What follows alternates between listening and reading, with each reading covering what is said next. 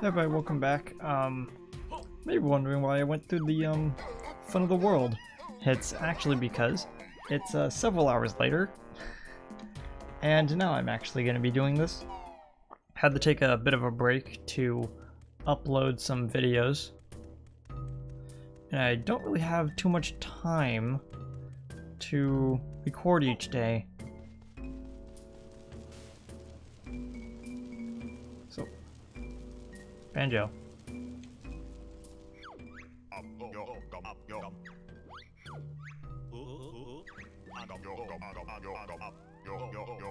I went through this. Sure, we need all the help we can get. Throw it in Mumbo's bag.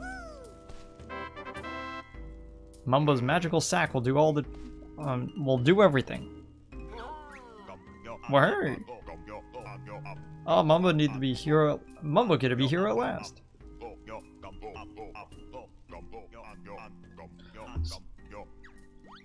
Okay, so basically, when we're playing as Mumbo, the attack button does this. Spin around. Eventually runs out of energy, so you can't keep holding that too long. Jump, do things. But the main thing that he can do, and the reason why,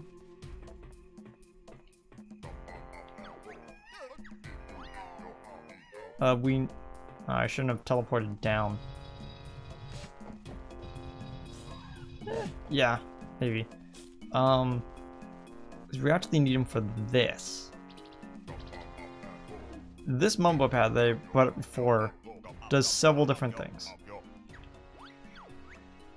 It all depends on which world he's in and what color. In this world, his power is summon. Meaning that when we're Mumbo, we can actually control this giant statue.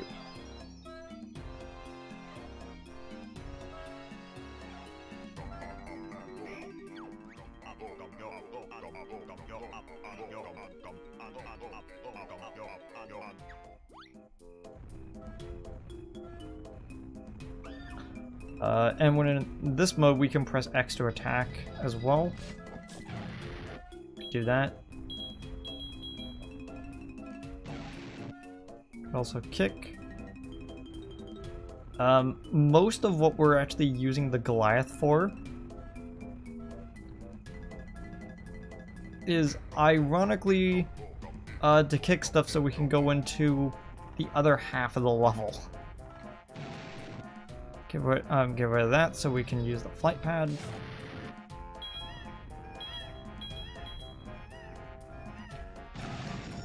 Open the door. Okay, let's see if we can actually get this in time.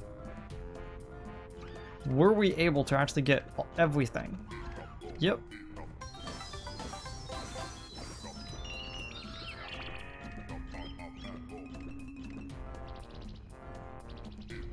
Oh, my Xbox 360 is freaking out. Done.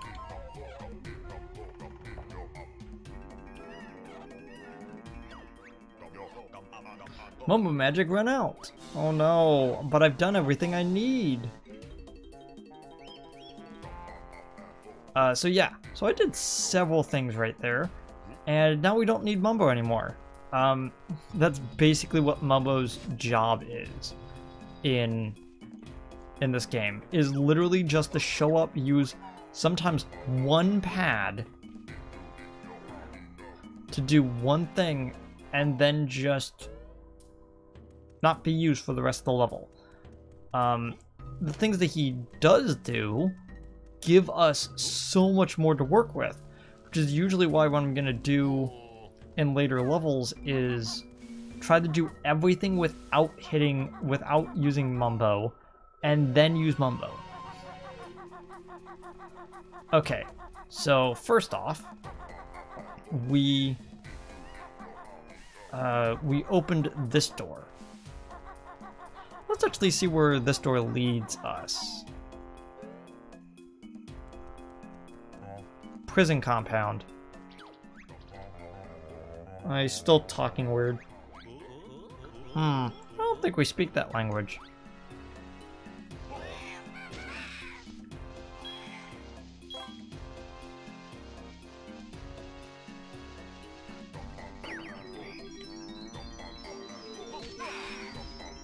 Looks like we're gonna need the wading boots.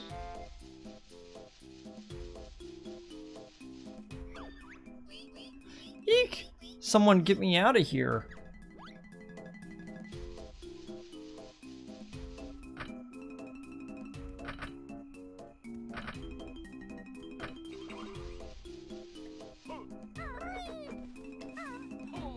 Yeah, so as you can tell, there's whoops. There's some buttons for us to press, but we don't actually know what to do there yet. We have a ledge to grab. Don't have much to do here either, so we'll come back.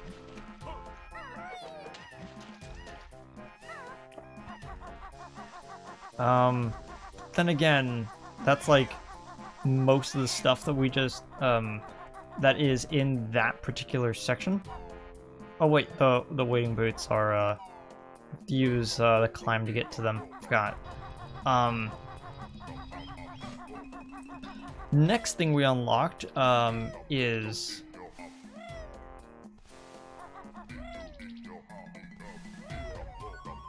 this flight pad over here, and we'll do that next. So if we fly up, you can actually see that that is just a shortcut.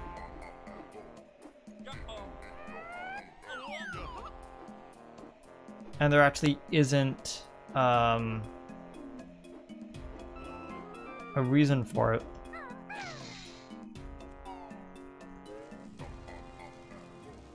Use this shock pad to get back.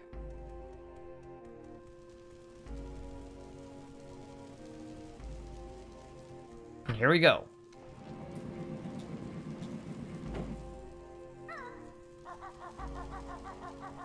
So we hit that button. Might be wondering what that button is. We actually need the to utilize this, we actually need grab. So we're actually going to be coming back here later. But just for now, just remember we hit that button.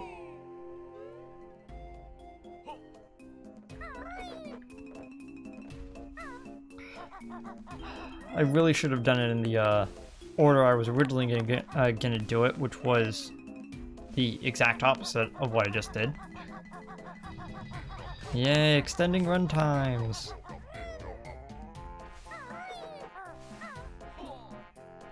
What the heck did I just do? Okay, let's do this in the actual order I was supposed to do it in.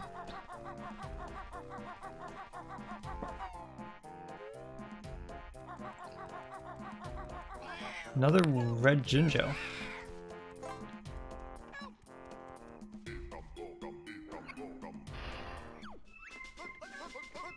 Listen up to what you're told. On the edges you can now hold. Move along with the greatest of ease. Button X to attack what you please.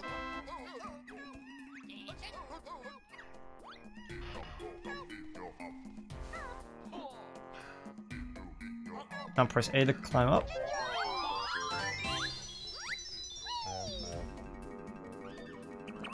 We'll be exploring the rest of this later, but just so you are adeptly aware, we do now have that move. Meaning, at any point we can actually move ahead in the overworld. This is basically how they bar off certain things. You have to go into worlds to get an ability to go into the next area that will lead to the next area of the overworld. I find it kind of interesting, but it all kind of just falls apart once you hit this. Once you hit the 7th world, they basically just go, and here's the last 3 worlds. You can do whatever you want, because the game kind of realized, well, yeah, people don't like collecting 100% in a collectathon sometimes for whatever reason. And those reasons are completely their own.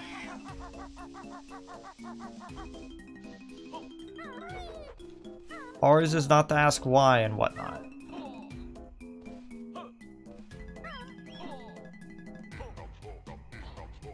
So while on the ledge, we can press X to attack, but Kazooie will attack in the direction that we last moved. So if I want to hit a guy over there, but I accidentally move backwards, that's not going to help.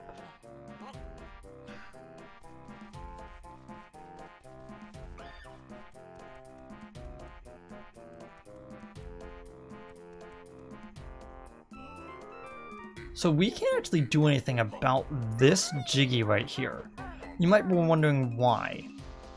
It's actually because of this rock right here. Just like the rock in Spiral Mountain, can't break it. We actually need to go into the next world before we're able to do that. So yes, this is literally a this is literally a case of, hey, you don't... Okay, do you know what's the weirdest part? I'm so used to the swimming in Banjo-Kazooie being reversed controls that I started actually trying to use it as if they were reversed controls, and I just remembered that they weren't. Why have you done this?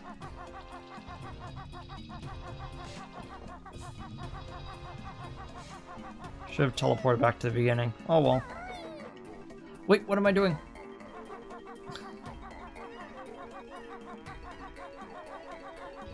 I always keep forgetting that there's more stuff for me to do.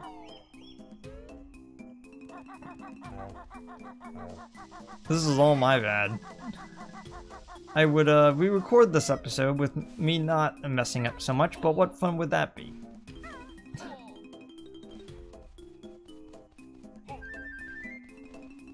Oh.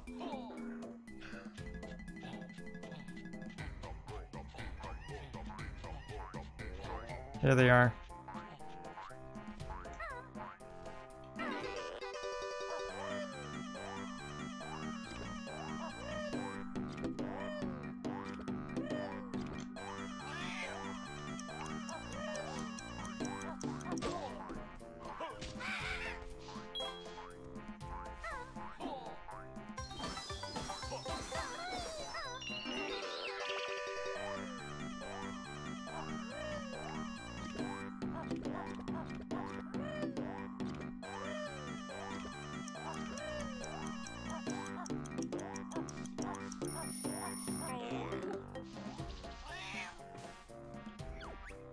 You know, on the bright side,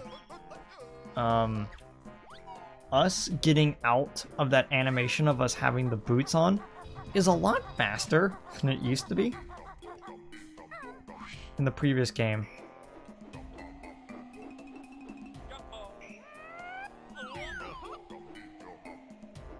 Oh wait, there's one more thing we can do while we're, actually there's two, now that I really think about it. I'm gonna grab this one first. Because there's an additional flight pad up here.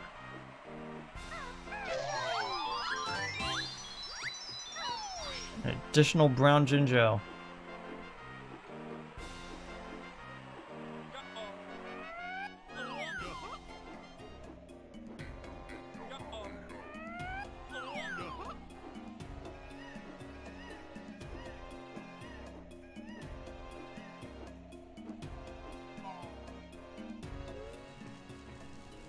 Okay. So now that we're above the treasure chamber and we hit this button from before, you're going to notice something very distinct. And I want to bring this up.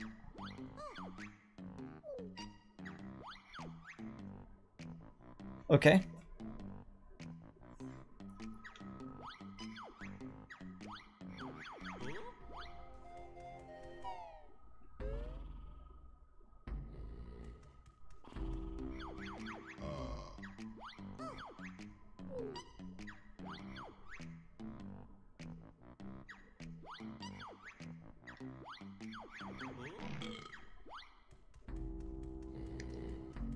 Okay, we are now in Unga Bunga's cave. Right there is the golden relic that we need to grab. There's also a path up here that doesn't really lead to anything. Mostly because... Oh, wait, yeah, it leads to this.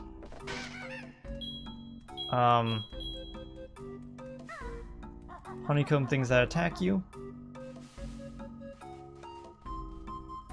420 notes. If you're going like, wait, how far in the game are we? You'd be surprised. We can't get through this door. We can't get through that door because we're already... Because we have to be on the other side to do it. More split up pads.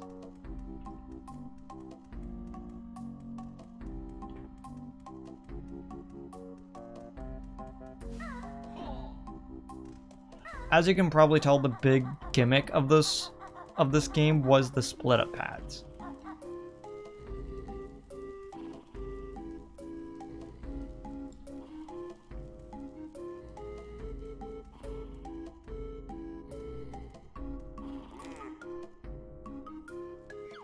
Okay, it's a little bit too fast. Huh? Get out of Ungo's cave. We now appear here. Now there's a reason why I wanted to show the totals. Time hasn't moved of us being in this world. As you can tell, it's only moved 3 seconds. And I'm tapping and you can't actually see the world that you were in because you haven't unlocked it yet. This effectively is a completely new world that we will actually be coming back to later. As you can tell, there's a few other things over there that we can't exactly see, but the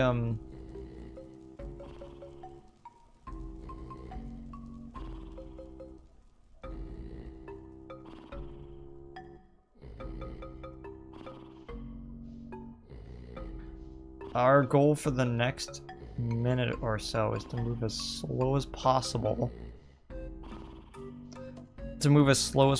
So we can actually get this without waking them up.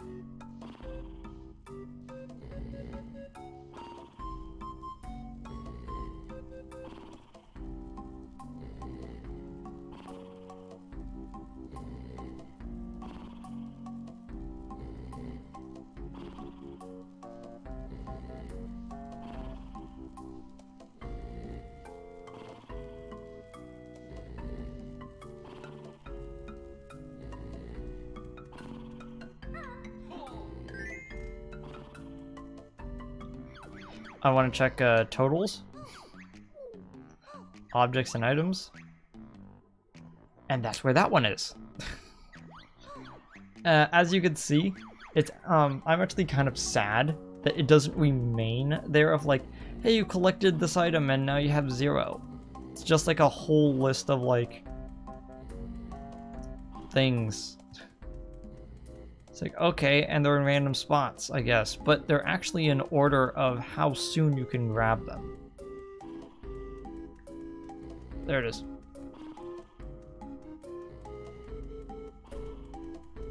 Oh, as you can tell, the Mayan world has a golden hue to it when you go out of it, but when you're going into it, it's got this brownish, this black brownish hue to it.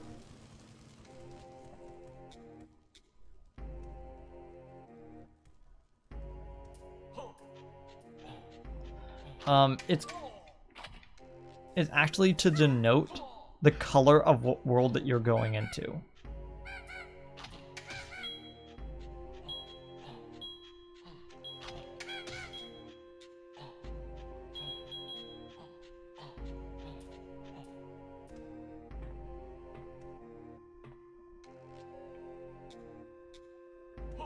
And here we could see the optional way up was with the grab.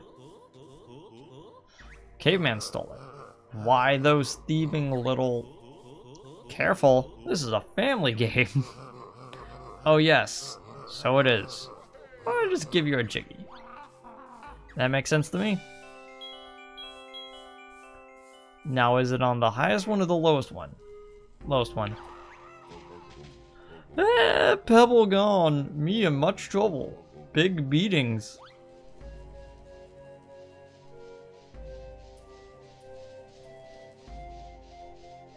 You know, I actually had a playthrough of this game once in which the stipulation was that I can't go into a world before it's introduced and see how many Jiggies I got before the end of, and this is the important part, the end of World 4.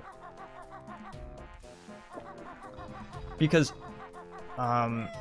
there is a Jiggy that you can't, there are 2 Jiggies in this world that you can't get. There are 3 Jiggies in the next world, but you end up getting the 2 from this world. You miss out on that Jiggy right there, so I guess that's 3. Like, I'm trying to do the math. But, like, I had, like, a, like, kind of low amount. Like, I definitely got less than, like, a third of the Jiggies that I was supposed to be able to get. Strictly because I wasn't able to do it properly. I jumped all the way down and I didn't actually want to. The reason is, now that we have the grip, we can actually grab one more item.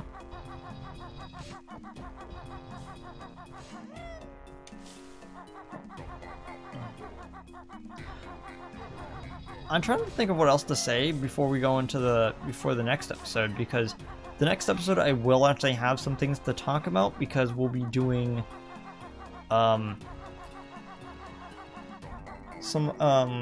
we'll be doing the kickball tournament next episode. I was really hoping that I didn't upset my microphone by bumping the table right there.